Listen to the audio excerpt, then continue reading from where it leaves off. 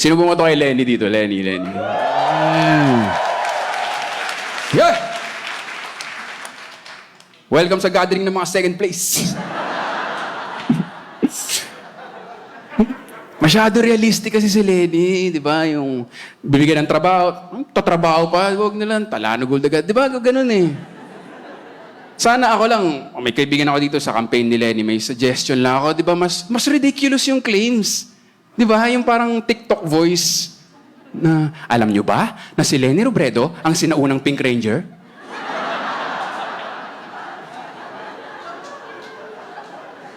Di ba? Alam nyo ba na pag nanalo si Lenny Robredo, magre-reunite ang Power Rangers at uupakan natin ng China? Diba? Go, go, Lenny Robredo!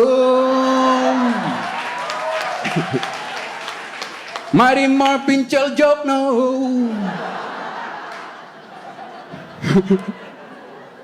Rejected. Ang hirap. Nice joke, no? Inasar sa ngipin, ginawang ang ngipin ng batas. Ginawang kaya yan, di ba? Kulang na lang gamitin ni Teddy Bagaylat yung kanyang, di ba? Ako po!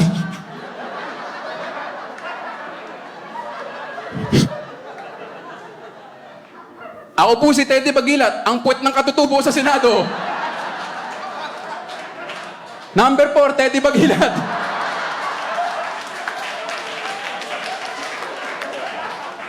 Number 4!